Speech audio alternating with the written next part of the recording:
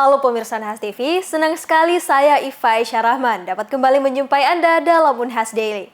Dalam beberapa menit ke depan, kami akan menyajikan berita-berita terpercaya hanya untuk Anda.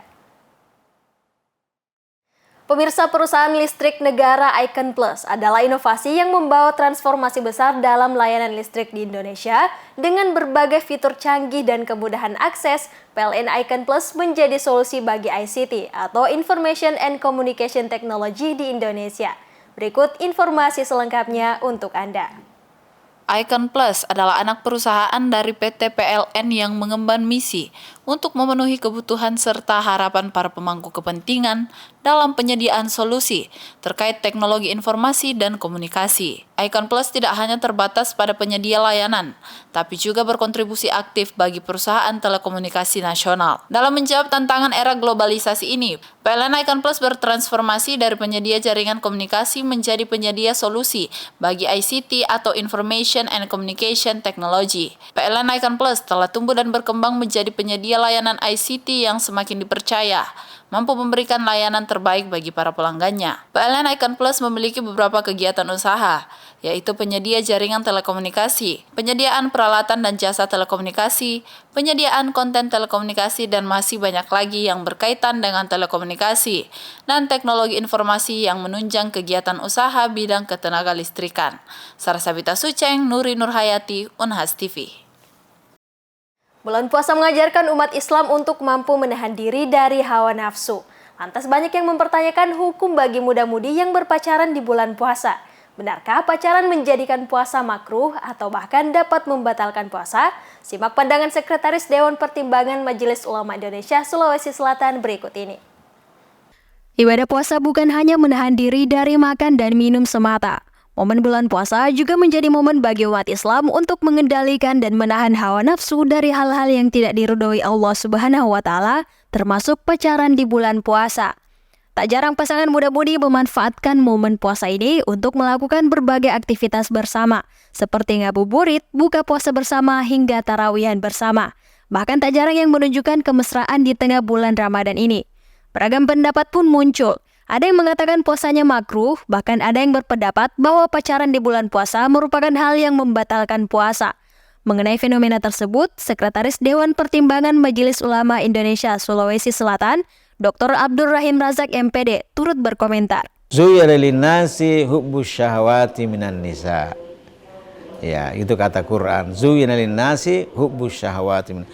Diberikan semacam motivasi, dorongan, naluri untuk mencintai manusia, untuk mencintai namanya wanita, an-nisa, lawan jenis. Ya, dan itu seorang laki-laki yang mencintai perempuan itu nalurinya itu fitrahnya itu. Kalau dia mencintai, justru kalau ada orang yang tidak saling mencintai antara laki-laki dengan perempuan, itu dipertanyakan dia punya identitas, ini orang normal atau tidak normal. Nah, sekarang bagaimana cinta itu atau mencintai itu menurut tataran ajaran agama? Itu persoalannya. Bagaimana dengan muda-mudi? Muda-mudi apakah di bulan Ramadan? Di bulan Ramadan ya tidak ada bedanya. Cuma bulan Ramadan ini adalah bulan suci, bulan berpuasa, bulan beribadah, bulan berzikir. Orang yang beramal di bulan Ramadan itu nilainya dilipat gandakan oleh Allah Subhanahu wa Ta'ala. Nah, bagaimana dengan memanfaatkan itu untuk berbuat yang sesuatu yang tidak benar? Nah, itulah seharusnya tujuan puasa itu bagaimana manusia ini diberikan semacam tatanan, aturan, ya, supaya dalam bulan Ramadan ini kalau dia mau begitu silakan, tapi ada batas-batasnya. Ada batas-batasnya, ada yang boleh dilakukan, ada tidak boleh. Malah ya sebenarnya dengan saling mencintai itu malah itu positif.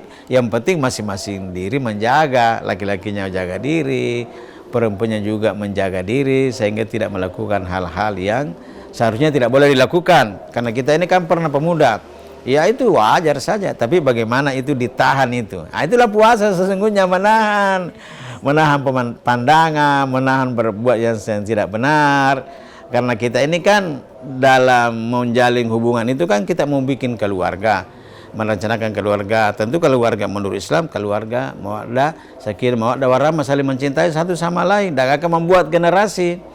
Nah, karena itu di saat kita pemuda, bagaimana menjaga diri ketika kita pemuda, bagaimana menjaga keluarga kita ketika kita pemuda, dan bagaimana menjaga anak ketika kita masih pemuda. Jangan melakukan hal-hal yang dilarang oleh agama. Insya Allah kalau Anda lakukan itu, maka anakmu juga nanti akan begitu, dan dia juga menjaga diri. Itu namanya waladun saleh, anak yang saleh itu. Menjaga diri di waktu masih remaja, menjaga diri ketika dia sudah pemuda, menjaga diri bagaimana ketika dia sudah kawin, menjaga diri ketika dia sudah berkeluarga, sudah mengandung istrinya, bagaimana. Dan semua itu dalam ajaran Islam ada semua itu. Tinggal bagaimana mengajak anak adik-adik kita remaja ini supaya dia berpikir yang positif, sehat, bahwa kalau Anda berbuat itu baik untuk dirimu sendiri, dan kalau Anda berbuat tidak baik untuk dirimu sendiri. Tapi bagaimana supaya remaja ini bisa menjadi remaja idaman. Idaman siapa? Idaman para putri. Bukan kan harapan bangsa, bukan, terlalu jauh itu. Pemuda adalah harapan pemudi, pemudi adalah harapan pemuda. Kira-kira seperti itu. Berangkat dari Al-Quran Surah Ali Imran ayat 14, ia menjelaskan bahwa merupakan fitrah bagi laki-laki untuk mencintai wanita. Namun perlu digarisbawahi bahwa dalam mencintai, agama Islam punya aturannya. Sebelum jauh membahas hukum pacaran di bulan puasa, ia menjelaskan bahwa tak ada perbedaan mengenai hukum berpacaran di waktu-waktu tertentu. Ia menegaskan bahwa hukum pacaran baik di bulan puasa maupun di luar bulan puasa tak ada bedanya. Yang harus diketahui bahwa esensi dari bulan puasa itu sendiri ialah bagaimana menahan diri dari hal-hal yang dilarang oleh Allah Subhanahu wa Ta'ala. Menurutnya, dua insan yang saling mencintai bisa mengarah ke hal-hal yang positif apabila keduanya tetap saling menjaga batasan masing-masing.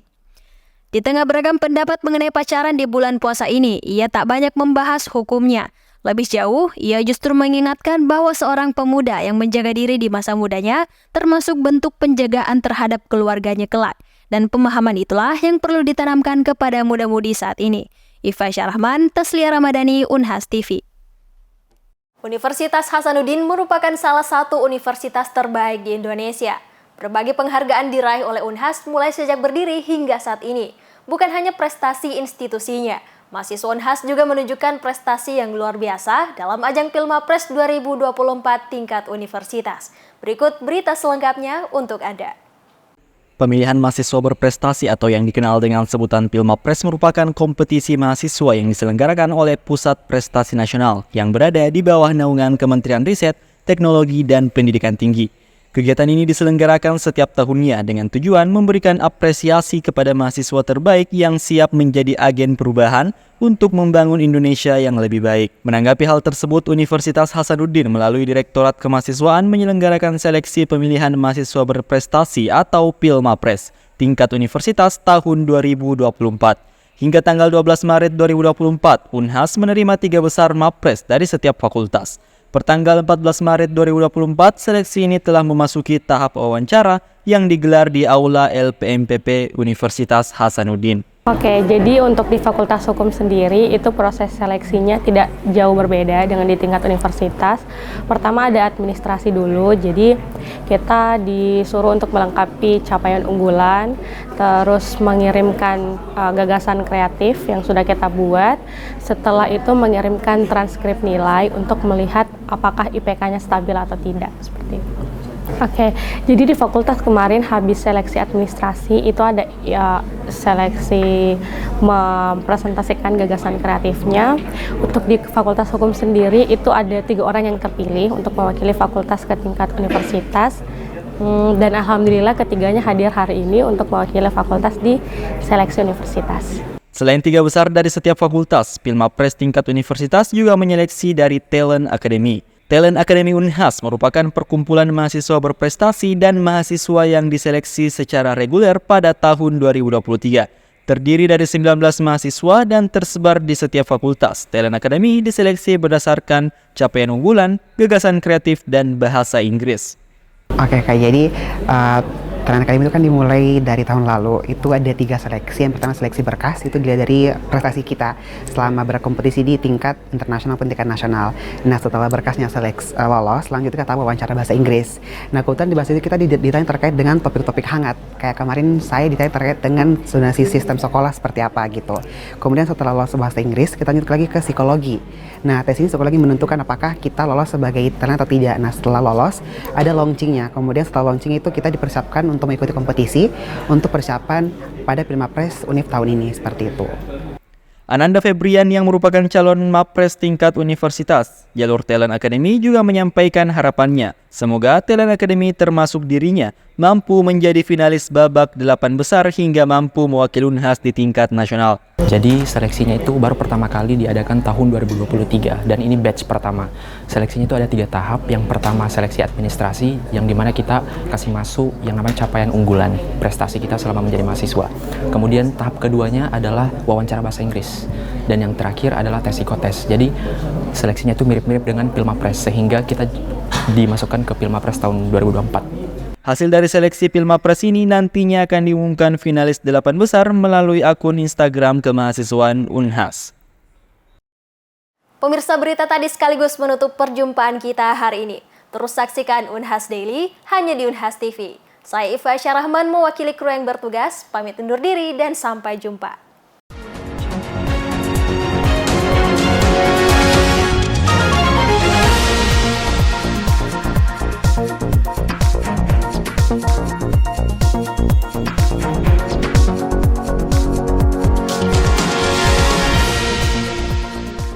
Assalamualaikum warahmatullahi wabarakatuh. Saya Profesor Subhan, Wakil Rektor Bidang Perencanaan, Pengembangan, dan Keuangan, mengucapkan selamat menunaikan ibadah puasa. Semoga puasa kita dapat berjalan dengan lancar dan penuh dengan keberkahan.